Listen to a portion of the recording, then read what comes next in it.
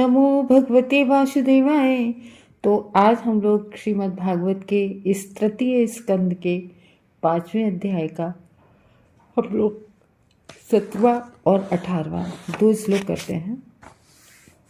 तो हमने देखा कि किस प्रकार से लोगों के कल्याण के लिए और पितृ जी ने जो है मैत्रेय ऋषि से क्वेश्चन किए थे। तो अब यहाँ पर सुखदेव गोस्वामी परीक्षित महाराज को बता रहे हैं।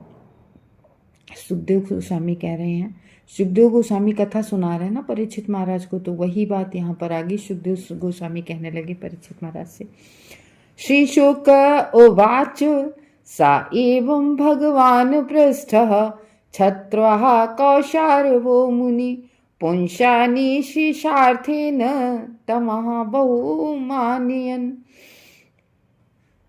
तो सुखदेव गोस्वामी कह रहे हैं कि स एवं भगवान पृष्ठा, कि वो शील सुखदेव स्वामी ने कहा कि स वह इस प्रकार से, किसने? विदुर ने इस प्रकार से भगवान महेश प्रश्न पूछे जाने पर छत्र आया है छत्री के लिए। छत्री कौन है? विदुर महाराज। विदुर महाराज छत्री है, तो इसलिए उनके लिए कह रहे हैं। तो श्री सुखदेव स्वामी कह रहे हैं विदुर जो छत्री है उनके अत्यधिक सम्मान करने के बाद विदुर के अनुरोध पर समस्त लोगों के महानतम कल्याण हेतु मैत्रेय मुनि बोले। मतलब जो उन्होंने विदुर जी ने जो क्वेश्चन पूछे मैत्रेय ऋषि से, उन क्वेश्चनों के लिए मैत्रेय ऋषि उन कह रहे हैं, मैत्रेय ऋषि उनका और सम्मान कर रहे हैं कि बहुत अच्छे तुमने क्वेश्चन किया, बहुत अच्छा तुमने, और जो तुमने ये क्वेश्चन किए हैं ये सभी लोगों के कल्याण के लिए, सभी लोगों की भलाई के लिए, सभी लोगों की अच्छाई के लिए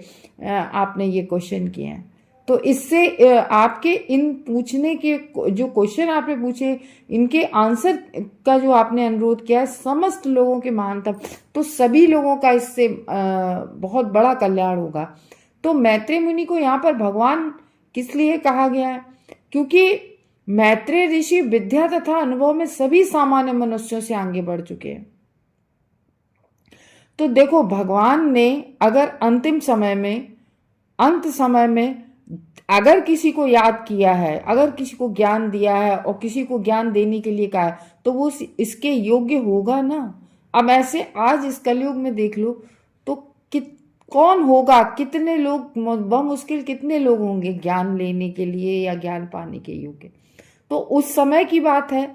तो भगवान ने इसीलिए उद्धव जी और मैत्रेय ऋषि भगवान के अंतिम समय में रहे उनके पास और उनको ज्ञान दिया, और उसके बाद याद किसको किया?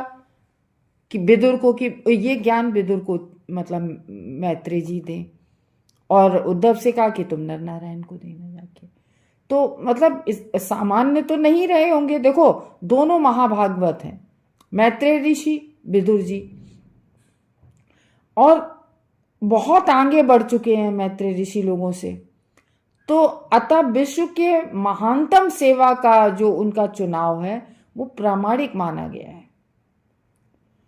तो जैसे हम लोग नहीं कहते परंपरा से प्रामाणिक गुरु से ही ज्ञान लेना चाहिए या फिर शास्त्र के द्वारा लेना चाहिए है। तो जो भक्त होगा वो तो हमेशा शास्त्र की बात को मानेगा ना, वो तो ये कहेगा शास्त्र में क्या लिखा है, हम शास्त्र की बात मानते हैं।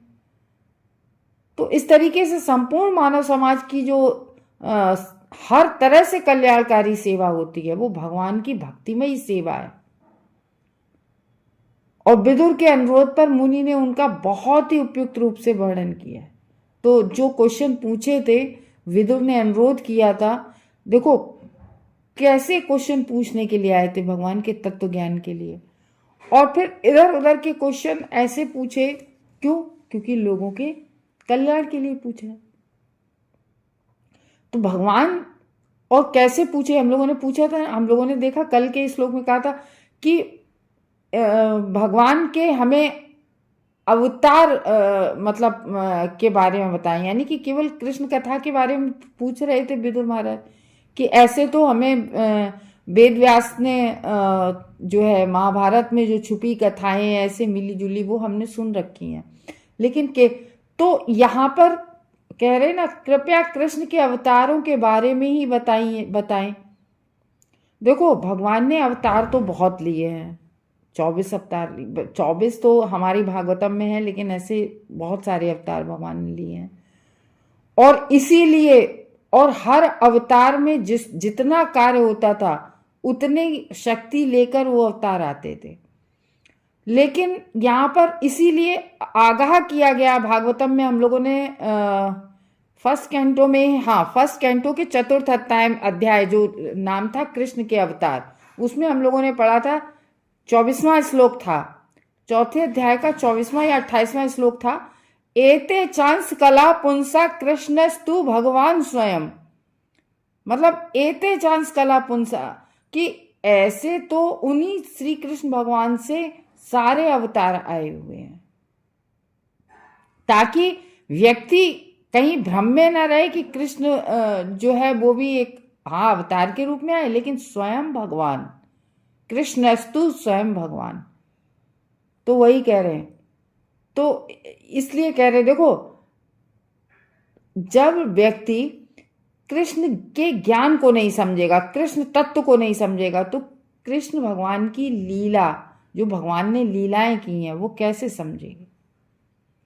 देखो आप अगर देखें कि वैसे भगवान के सभी अवतार हुए हैं, आपने कृष्ण के अवतार में आपने देखा कि जो उन्होंने अद्भुत कर्मणा, कृष्ण के जो अद्भुत कर्मणा थे, मतलब कैसे भगवान ने राक्षसों को, चाहे वो पूतना का हो या किसी और का हो, अपनी आयु के अनुसार, मतलब ऐसे कौन मारता है कि पेट में घुस गए, और बकासुर और ये एक बकटासुर और पता नहीं किस किस को कैसे मारा, हाथ घुसेड़ दिया, मर गया कोई ना, ऐसे भगवान ने वो किया है।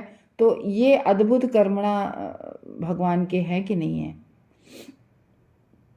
तो इस तरीके से भगवान के तत्व को नहीं समझेंगे तो भगवान की लीला की समझ में नहीं आएगी किसी को। तो इसलिए एकदम भगवान के तत्व के बारे में देखो, विदुर आए थे जानने के लिए, किंतु कहीं बिरह, लेकिन आए कैसे में थे, बिरह था भगवान का, बिरह जनित दुख था उनका।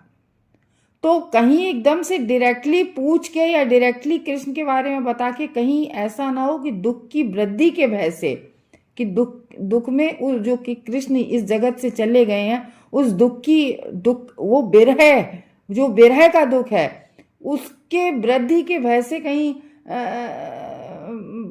समाधि में ना चले जाएं या वो और अधिक वृद्धि हो जाए, तो इस वजह से वो डायरेक्टली प्रश्न नहीं पूछे। तो इस तरीके से मैत्रेय ऋषि जो है मुनि विदुर द्वारा सारे लोगों के महानतम कल्याण के लिए जो प्रश्न पूछे थे, विदुर जी को अत्यधिक बहुत सम्मान दे रहे हैं उनको। विदुर के अनुरोध पर समस्त लोगों के महानतम कल्याण के लिए महर्षि मुनि आंसर भी देते हैं। तो केवल मात्र प्रयोजन यही है कि विश्व का कल्याण हो।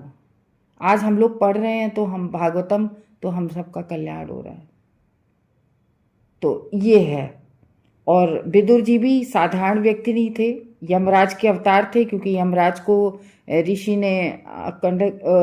ने श्राप दिया था कि 100 वर्ष के लिए जाओ तुम शूद्र के रूप में पृथ्वी पर रहो जाके।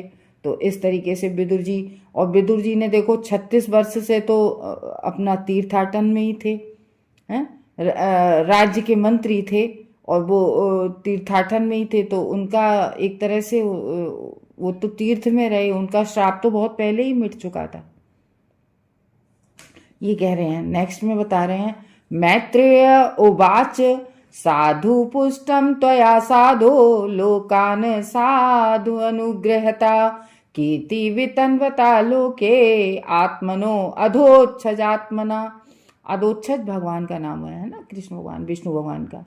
तो अब मैत्रेय ऋषि कहते हैं साधु पृष्ठम मीन्स पूछना। तो साधु जन जो होते हैं वो सबकी मंगल कामना करते हैं, सबके कल्याण हेतु प्रश्न पूछते हैं। तो आप तो मतलब यहाँ पर मैत्रेय ऋषि उनको कह रहे हैं कि आप बहुत बड़े साधु हैं, आपका हृदय बहुत ही मतलब कल्याणमयी भावना से भरा है, इसीलिए आपने लोगों के कल्याण की विषय में ये प्रश्न पूछा है। तो या तुम्हारे द्वारा पूछा गया है कि हे भद्रे, क्या वो कह रहे हैं कि विदुर तुम्हारी तो जय हो भैया, तुमने तो बहुत अच्छा, बहुत मतलब तुमने सारे विश्व के कल्याण के लिए ऐसे क्वेश्चन पूछा है, तो तुमने मुझसे सबसे अच्छी बात पूछी है। इस तरीके से तुम संसार पर तथा मुझ पर अपनी कृपा प्रदर्शित की है तुमने। देखो क्यों कह रहे हैं कि संसार पर तो कृपा की है, मुझ पर कृपा की है। अब बताओ मैत्रेय ऋषि ये क्यों पूछ रहे हैं कि तुमने ऐसा क्वेश्चन करके मुझ पर कृपा की। देखो जो भक्त होता है वो भगवान की बात सुनना भी चाहता है और भगवान की बात करना भी चाहता है।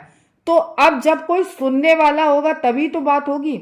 तो विदुर जी भगवान से संबंधित क्वेश्चन पूछ रहे हैं, तो मैत्रेय ऋषि उनके आभारी बन रहे हैं कि तुमने मेरे मुझ पर भी बहुत कृपा की है जो ऐसा क्वेश्चन पूछ के। क्योंकि जब ऐसा क्वेश्चन पूछा है तो अब भगवत कथा बोलेंगे, भगवान के बारे में बोलेंगे, क्योंकि तुम्हारा मन सदैव दिव्यता के विचारों में लीन रहता है। तो मतलब विदुर से कह रहे कि तुम्हारा मन हमेशा दिव्यता जैसे विचारों में भरा रहता है। अब यहाँ पर सर्विस की बात हो, जैसे हम भौतिक जगत का एक एग्जाम्पल ले लें, जैसे डॉक्टर होता है, तो एक डॉक्टर का पैसा सर्विस का होता है, सेवा। क्यों? देखो जब एक पेशेंट कोई बहुत दुखी परेशान बीमारी से आता है और डॉक्टर उससे तगड़ी रकम भी ले लेता है और सही कर देता है, तो वो जब पेशेंट जाता है तो वो डॉक्टर भगवान लगता है। जब वो सही हो जाता है तो वो पैसे भी देता है और उसका यश भी करता है कि मतलब जब वो इतना थैंकफुल होके जाता है, जो मरीज होता है पैसे भी देता है और डॉक्टर का बहुत थैंकफुल होता है, और अंदर से एक बहुत मतलब रिस्पेक्टफुल्ली भावना होती कि इन्होंने हमें सही कर दिया, और फिर उस डॉक्टर का यश भी गाता है कि अरे उनकी वजह से मैं सही हो गया। कितनी जगह यश गाता है ना। तो वो है, तो यहाँ पर कह रहे कि आध्यात्म विज्ञान में बहुत अनुभवी थे मैत्रेय मुनि, तो वो समझ, क्योंकि तभी उन्हें ज्ञान दिया भगवान, ऐसे वैसे को तो दे। तो वो कह रहे हैं कि मैत्रेय मुनि समझ गए थे कि विदुर का मन पूर्णतया आध्यात्म में लीन है। तो जो इसमें इस श्लोक में आत्मनो अदोच्छजात्मना लिखा है, यानी कि अदोच्छज का अर्थ है कि जो इंद्रियों की अनुभूति या इंद्रिय बोध की सीमाओं को लांघ जाता है, जो इंद्रिय बोध की सीमाओं को लांघ जाता है वो अदोच्छद। श्री भगवान हमारे इंद्रियगत अनुभव के परे हैं। भगवान को हम अपनी इंद्रियों से नहीं जान सकते हैं, उस अनुभव से भी परे हैं, किंतु वे निष्ठावान भक्त के समक्ष अपने आप को प्रकट कर देते। देखो हम लोग भगवान को कभी न समझ सकते हैं न जान सकते हैं, क्योंकि हमारी वो इंद्रियां हैं नहीं है। लेकिन भगवान स्वयं को अपने भक्त के सामने बिल्कुल खोल के रख देते हैं, बिल्कुल प्रकट करके रख देते हैं भगवान भक्त के सामने। भक्त पूरी तरह से जान जाता है भगवान को, हर तरह से। क्योंकि विदुर श्री भगवान के विचार में सदैव लीन रहते थे। विदुर हमेशा भगवान के ही स्मरण में, भगवान के ही विचारों में हमेशा विदुर लीन रहते थे। तो मैत्रेय मुनि विदुर के इस दिव्य महत्व का अनुमान लगा सके। मैत्रेय मुनि जान गए थे कि ये किस लेवल के भक्त हैं, बहुत अपर लेवल है उनका, कि ये तो हमेशा भगवान के ही चिंतन मनन में लीन रहते हैं। तो इसलिए उन्होंने विदुर के जो मूल्यवान प्रश्न थे, विदुर ने जो लोक कल्याणकारी प्रश्न पूछे थे, उनको बहुत सराहा और बहुत आदर के साथ उन्हें बहुत धन्यवाद दिया, बहुत थैंकफुल कि चलो तुमने ये क्वेश्चन पूछे, लोगों का कल्याण होगा, और देखो हमारे लिए भी ये दिव्यता, मतलब एक तरह से हम पर भी तुमने कृपा की है कि हम कृष्ण कथा के बारे में कहेंगे, ये कह रहे हैं। तो 19वें में कह रहे हैं, नैत चिन्ह त्वयि छत्तरवदारणाय वीर्यजे गही तो अनन्य भावे यत्वता हरीश्वरा। वाह, बहुत अच्छी बात। अब यहाँ पर इतना ग्लोरिफिकेशन हो रहा है किसका? विदुर जी का। वो कहते नहीं है कि जब बेटा कोई यशपूर्ण कार्य करता है तो पिता का नाम अवश्य आता है, कि मतलब तुम किस खानदान के हो, ऐसे कहते, तुम उस खानदान के हो, तुम उस पिता के हो पुत्र। तो ये पिता भी बड़ा, जैसे पुत्र कुछ कर ले तो पिता का कितना वो हो जाता है। तो वही कह रहे हैं कि हे विदुर, मैत्रेय ऋषि कह रहे हे विदुर, बिल्कुल भी आश्चर्य की बात नहीं है कि तुमने अनन्य भाव से श्री भगवान को इस तरह स्वीकार कर लिया। इसमें मुझे कोई आश्चर्य नहीं है कि तुम भगवान को 24 घंटे भगवान के उसमें लीन रहते हो तुम, क्योंकि तुम श्री व्यासदेव के वीर से उत्पन्न हुए हो। श्री व्यासदेव कौन थे? भगवान स्वयं भगवान के अवतार थे। तो यहाँ पर विदुर के जन्म को लेकर, विदुर के मतलब महान वंश और महान कुलीन होने का ये उनका एक मूल्यांकन किया गया है कि तुम किस पिता के पुत्र हो, तुम किस महान वंश से आए हो, ये ग्लोरीफाई हो रहा है यहाँ विदुर को। तो मनुष्य के संस्कारों का अनुशीलन तभी से शुरू हो जाता है जब पिता अपना वीर माता के गर्भ में स्थापित करता है। पुत्र कैसा होगा ये पिता के उस पर निर्भर बहुत कुछ करता है। तो जीव अपने कर्म के स्तर के अनुसार विशिष्ट पिता के वीर से व्यवस्थित कर दिया जाता है। तो चूंकि विदुर सामान्य जीव नहीं थे, अतएव उन्हें श्री व्यासदेव के वीर से जन्म लेने का अवसर प्रदान किया गया था। तो मनुष्य का जन्म एक महान विज्ञान है, मनुष्य का जन्म बहुत बड़ा महान विज्ञान है। तो वैदिक अनुष्ठान के अनुसार, जब देखो प्रभुपाद हमेशा ये समझाते हैं कि जब भी एक गर्भाधान संस्कार भी होता है तो वो कैसे होता है कि जब भी ऐसा होता है कि जब भी किसी को गर्भ धारण करना होता है तो उसके पहले माता पिता को 6 महीने पहले से नाम जप और वो भगवान के आज लोग क्यों कहते हैं कि कलयुगी बच्चे हैं, क्या कलयुगी माता पिता नहीं है? तो जब बच्चों को मतलब गर्भाधान होता था, संस्कार होता था, तो उसके पहले माता पिता को अपना शुद्धिकरण करना होता था, तब फिर बच्चा जो है स्थापित किया जाता है। तो वो इस तरीके से दोनों का हृदय शुद्ध और पवित्र हो जाता है। तो ये है, जब औलाद के लिए आज कहा जाता है कि आज की कैसी औलाद, इस तरीके से लोग कहते हैं, तो माता पिता क्या है? तो वैदिक अनुष्ठान के अनुसार वीर स्थापन का संस्कार जो गर्भाधान संस्कार कहलाता है, उत्तम जनसंख्या को उत्पन्न करने हेतु जो आज जनसंख्या उत्पन्न हो रही है, तो वो कहते नहीं है कि जो अपने बच्चों को भक्ति में ना ला सके उसको माता पिता बनने का कोई अधिकार नहीं है। क्योंकि एक जीव को जो तुम अपने माध्यम से ला रहे हो इस संसार में, तो उसके कल्याण हेतु भी तो सोचना चाहिए कि केवल जनसंख्या वृद्धि करनी है। तो ये बहुत अत्यंत मतलब ये बच्चा पैदा करना बहुत महत्वपूर्ण कार्य है। तो मूल समस्या जनता की वृद्धि को रोकने की नहीं है कि जनसंख्या बढ़ रही है इसलिए ये सब हो रहा है कलयुग में, नहीं, अपितु विदुर, श्रील व्यासदेव तथा मैत्रेय मुनि जैसे अच्छी संतति उत्पन्न करने की है। यदि जन्म संबंधी समस्त सावधानियों के साथ बच्चे मनुष्य के रूप में उत्पन्न हो तो जनसंख्या वृद्धि रोकने की कोई आवश्यकता नहीं होती है। तो तथाकथित जो जन नियंत्रण, संतति निरोध न केवल दूषित है अपितु निरर्थक भी है। तो इस तरीके से कहा गया है कि हमें मतलब हमें स्वयं को पहले एक शुद्ध और पवित्र और अपने स्तर से स्वयं को बनाना है। और वो कैसे होगा? भगवत नाम, भगवत भक्ति से। और हम लोग अभी आप लोगों को वही लगेगा, आगे भी इन दोनों की यही काफी लंबी वार्ता चलती है। तो इसलिए कह रहे हैं कि हमें अपने जीवन का जो अभीष्ट है उसको प्राप्त करने के लिए हमें क्या करना है। तो आज की बात को समाप्त करते यही कहेंगे कि आज जो इंग्लिश उसके हिसाब से न्यू ईयर है, तो आज से ही हम आप लोगों के लिए प्रार्थना करते हैं, भगवान सबके लिए प्रार्थना करते हैं, आप सबकी भक्ति में वृद्धि हो और भगवान में आपका मन लगे। हरे कृष्णा भक्तों।